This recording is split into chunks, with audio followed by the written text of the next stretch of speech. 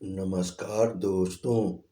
आज की कहानी है सज्जनता का दंड। मुंशी प्रेमचंद द्वारा लिखित। साधारण मनुष्य की तरह शाहजहांपुर के डिस्ट्रिक्ट इंजीनियर सरदार शिव सिंह में भी भलाइयाँ और बुराइयाँ दोनों ही वर्तमान थीं। भलाई ये थी कि उनके यहाँ न्याय और दया में कोई अंतर न था। बुराई ये थी कि वे सर्वथा निर्लोभ और निस्वार्थ थे। भलाई ने मातहतों को निडर और आलसी बना दिया था। बुराई के कारण उस विभाग के सभी अधिकारी उनकी जान के दुश्मन बन गए थे। प्रातः काल का समय था। वे किसी पुल की निगरानी के लिए तैयार खड़े थे, मगर साइस अभी तक मीठी नींद ले रहा था। रात को उसे अच्छी तरह सहेज दिया था कि पौ फटने से पहले गाड़ी तैयार कर लेना, लेकिन सुबह भी हुई, सूर्य भगवान ने दर्शन भी दिए, शीतल किरणों में गर्मी भी आई, पर साइस की नींद अभी तक नहीं टूटी।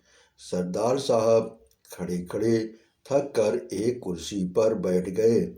साइस तो किसी तरह जागा, परंतु अर्दली के चपरासियों का पता नहीं। जो महाशय डाक लेने गए थे, वे एक ठाकुर द्वारा में खड़े चरणामृत की परीक्षा कर रहे थे।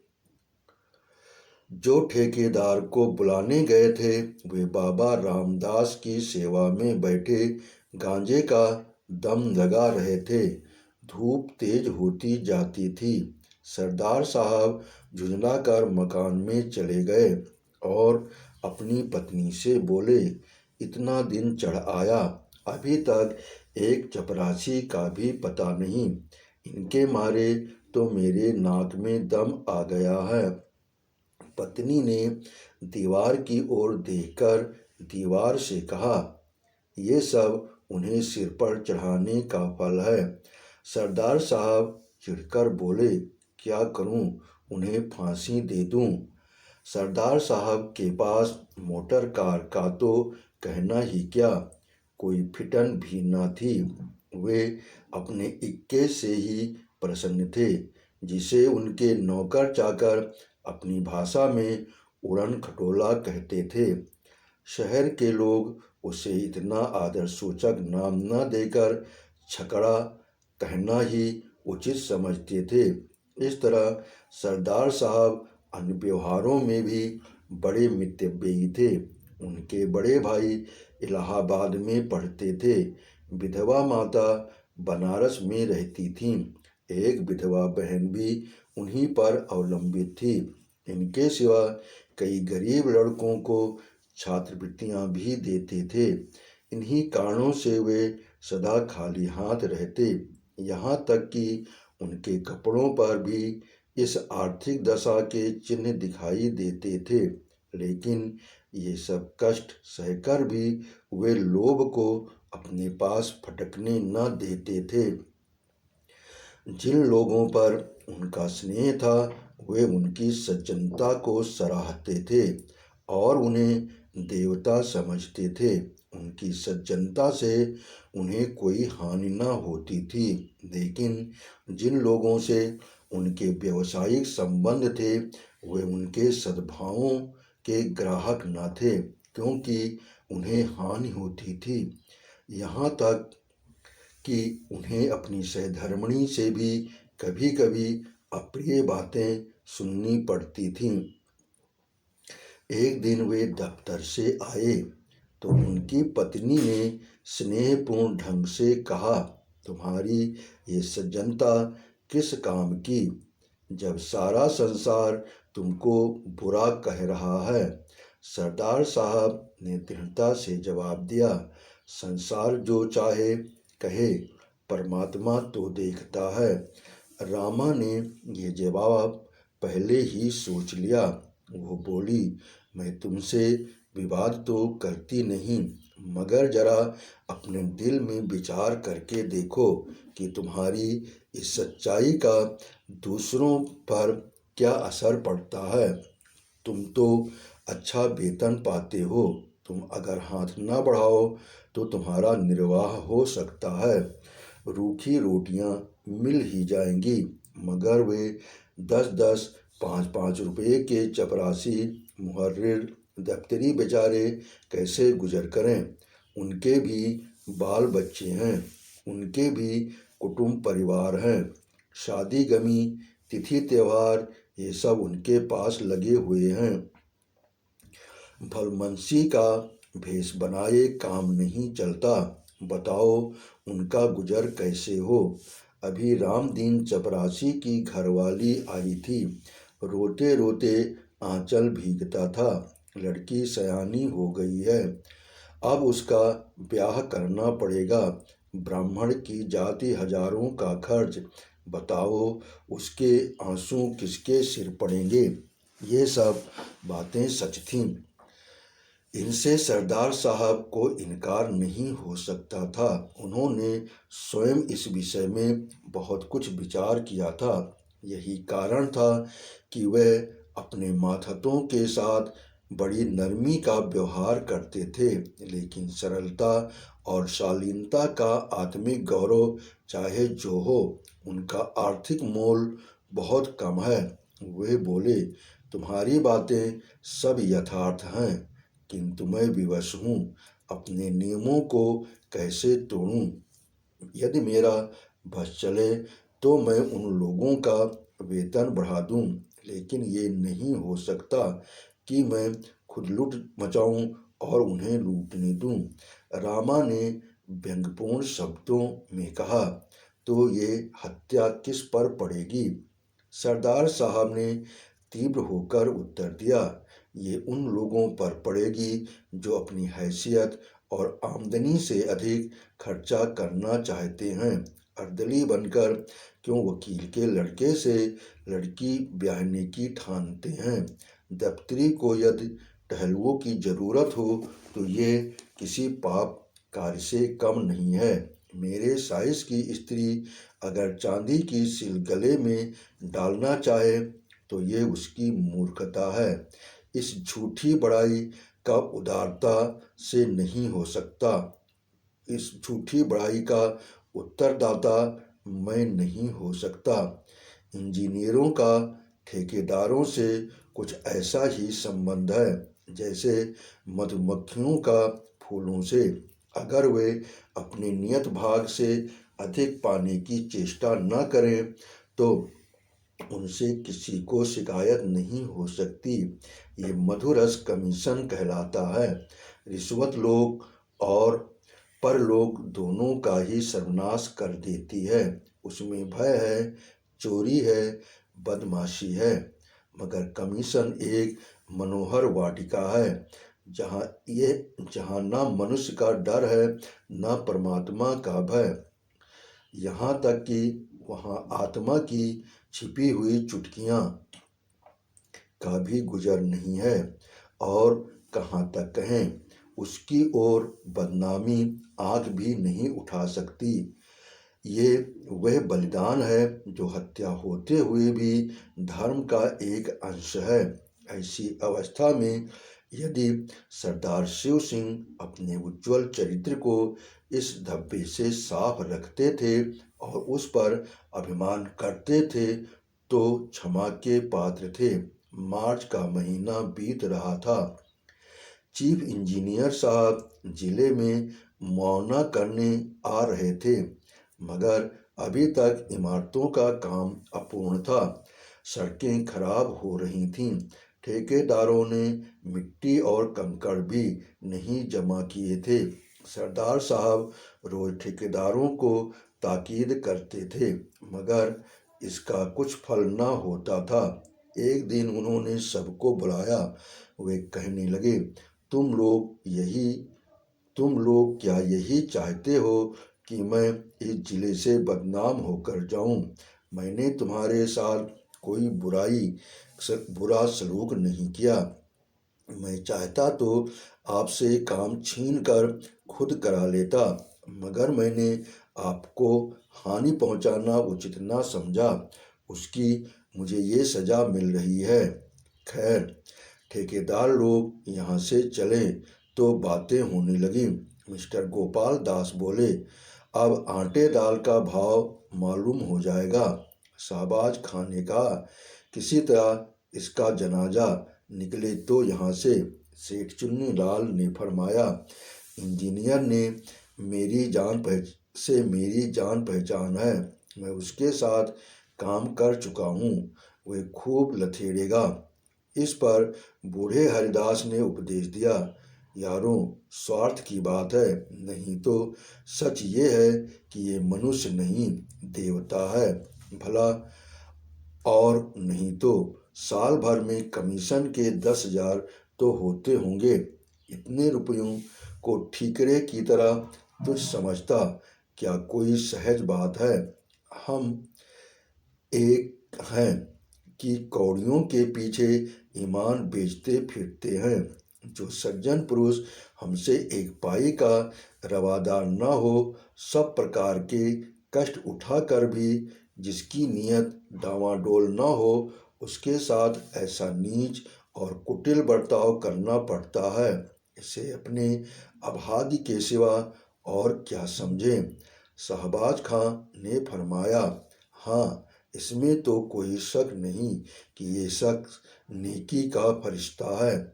सेठ चुन्नीलाल ने गंभीरता से कहा, खां साहब, बात तो वही है जो तुम कहते हो, लेकिन किया क्या जाए, नीति से तो काम नहीं चलता। ये दुनिया तो छल कपट की है।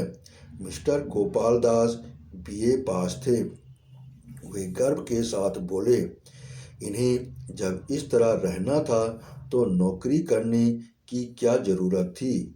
ये कौन नहीं जानता कि नियत के साफ रखना अच्छी बात है, मगर यह भी तो देखना चाहिए कि इसका दूसरों पर क्या असर पड़ता है। हमको तो ऐसा आदमी चाहिए जो खुद खाए और हमें भी खिलाए, खुद हलवा खाए, हमें रूखी रोटियां ही खिलाए। वो अगर 1 रुपया कमीशन लेगा तो उसकी जगह 5 का फायदा कर देगा। इन महाशय के यहाँ क्या है, इसीलिए आप जो चाहें कहें, मेरी तो कभी इनसे निभ नहीं सकती। शाहबाज खां बोले, हाँ, नेक और पाक साफ रहना जरूर अच्छी बात है, मगर ऐसी नेकी ही से क्या जो दूसरों की जान ले ले। बूढ़े हरिदास की बातों की जिन लोगों ने पुष्टि की थी, वे सब गोपाल दास की हाँ मिलाने लगे। निर्बल आत्माओं में सच्चाई का प्रकाश जुगनू की चमक है। सरदार साहब के एक पुत्री थी। उसका विवाह मेरठ के एक वकील के लड़के से ठहरा था। लड़का होनहार था, जाति कुल का ऊंचा था। सरदार साहब ने कई महीनों की दौड़ धूप में इस विवाह को तय किया था और सब बातें तय हो चुकी थीं, केवल दहेज का निर्णय नहीं हुआ था। आज वकील साहब का एक पत्र आया। उसने इस बात का भी निश्चय कर दिया, मगर विश्वास, आशा और वचन के बिल्कुल प्रतिकूल। पहले वकील साहब ने एक जिले के इंजीनियर के साथ किसी प्रकार का ठहराव व्यर्थ समझा, बड़ी सस्ती उदारता प्रकट की। इस लज्जित और घृणित व्यवहार पर खूब आंसू बहाए, मगर जब ज़्यादा पूछताछ करने पर सरदार साहब के धन वैभव का भेद खुल गया, तब दहेज का ठहराना आवश्यक हो गया। सरदार साहब ने आशंकित हाथों से पत्र खोला। 5,000 रुपये से कम पर विवाह नहीं हो सकता। वकील साहब को बहुत खेद और लज्जा थी कि वे इस विषय में स्पष्ट होने पर मजबूर किए गए, मगर वे अपने खानदान के कई बूढ़े खुर्राट विचारहीन स्वार्थांध महात्माओं के हाथों बहुत तंग थे। उनका कोई बस न था। इंजीनियर साहब ने एक लंबी सांस खींची। सारी आशाएं मिट्टी में मिल गईं। क्या सोचते थे? क्या हो गया? विकल होकर कमरे में टहलने लगे। उन्होंने जरा देर पीछे पत्र को उठा लिया और अंदर चले गए। बेचारा कि ये पत्र रामा को सुनावें, मगर फिर ख्याल आया, यहाँ सहानुभूति की कोई आशा नहीं। क्यों अपनी निर्बलता दिखाऊं? क्यों मूर्ख बनूं? वह बिना बातों के बात न करेगी। ये सोचकर वे आंगन से लौट आए। सरदार साहब स्वभाव के बड़े दयालु थे और कोमल हृदय व्यक्ति आपत्तियों में स्थिर नहीं रह सकता। वे दुख और ग्लानि से भरे हुए सोच रहे थे कि मैंने ऐसे कौन से बुरे काम किए हैं जिनका मुझे ये फल मिल रहा है। वर्षों की दौड़ धूप के बाद जो कार्य सिद्ध हुआ था वो क्षण मात्र में नष्ट हो गया। अब वह मेरी सामर्थ्य से बाहर है। मैं उसे नहीं संभाल सकता। चारों ओर अंधकार है, कहीं आशा का प्रकाश नहीं। मेरा कोई सहायक नहीं। उनके नेत्र सजल हो गए। सामने मेज पर ठेकेदारों के बिल रखे हुए थे। वे कई सप्ताहों से यूं ही पड़े थे। सरदार ने उन्हें खोलकर भी न देखा था। आज इस आत्मिक ग्लानि और नैराश्य की अवस्था में उन्होंने इन बिलों को सतृष्ण आंखों से देखा। जरा से इशारे पर ये सारी कठिनाइयाँ दूर हो सकती हैं। चपरासी और क्लर्क केवल मेरी सम्मति के सहारे सब कुछ कर लेंगे। मुझे जबान हिलाने की भी जरूरत नहीं, न मुझे लज्जित ही होना पड़ेगा। इन विचारों का इतना प्राबल्य हुआ कि वे वास्तव में बिलों को उठाकर गौर से देखने और हिसाब लगाने लगे कि उनमें कितनी निकासी हो सकती है। मगर शीघ्र ही आत्मा ने उन्हें जगा दिया। आह, मैं किस भ्रम में पड़ा हुआ हूँ! क्या उस आत्मिक पवित्रता को जो मेरी जन्म भर की कमाई है केवल थोड़े से धन पर अर्पण कर दूं, जो मैं अपने सहकारियों के सामने गर्व से सिर उठाए चलता था, जिससे मोटर कार वाले भ्रातृगण आंखें नहीं मिला सकते थे, वही मैं आज अपने उस सारे गौरव और मान को, अपनी संपूर्ण आत्मिक संपत्ति को 10-5 हजार रुपयों पर त्याग दूं। ऐसा कदापि नहीं हो सकता। अब इस कुविचार को परास्त करने के लिए जिसने क्षणमात्र के लिए उस पर विजय पा ली थी, वे उस सुनसान कमरे में जोर से ठठाकर हंसे। चाहे वह हंसी उन बिलों ने और कमरे की दीवारें न सुनी हों, मगर उनकी आत्मा ने अवश्य सुनी। उस आत्मा को एक कठिन परीक्षा में पार पाने पर परम आनंद हुआ। सरदार साहब ने उन बिलों को उठाकर मेज के नीचे डाल दिया, फिर उन्हें पैरों से कुचला। जब इस विजय पर तब इस विजय पर मुस्कुराते हुए अंदर गए। बड़े इंजीनियर साहब नियत समय पर शाहजहांपुर आए। उसके साथ सरदार साहब का दुर्भाग्य भी आया। जिले के सारे काम अधूरे पड़े हुए थे। उनके खानसामा ने कहा, हुजूर, काम कैसे पूरा हो? सरदार साहब ठेकेदारों को बहुत तंग करते हैं। हेड क्लर्क ने दफ्तर के हिसाब को भ्रम और भूलों से भरा हुआ पाया। उन्हें सरदार साहब की तरफ से न कोई दावत दी गई, न कोई भेंट। तो क्या वे सरदार साहब के नातेदार थे जो गलतियां न निकालते? जिले के ठेकेदारों ने एक बहुमूल्य डाली सजाई और उसे बड़े इंजीनियर साहब के सेवा में लेकर हाजिर हुए। वे बोले, हुजूर, चाहे गुलामों को गोली मार दें, मगर सरदार साहब का अन्याय अब नहीं सहा जाता। कहने को तो कमीशन नहीं लेते, मगर सच पूछिए तो जान ले लेते हैं। चीफ इंजीनियर साहब ने मौने की किताब में लिखा, सरदार शिव सिंह बहुत ईमानदार आदमी हैं, उनका चरित्र उज्ज्वल है, मगर वे इतने बड़े जिले के कार्य का भार नहीं संभाल सकते। परिणाम ये हुआ कि वे एक छोटे से जिले में भेज दिए गए और उनका दर्जा भी घटा दिया गया। सरदार साहब के मित्रों और स्नेहियों ने बड़े समारोह से एक जलसा किया। उसमें उनकी धर्मनिष्ठा और स्वतंत्रता की प्रशंसा की।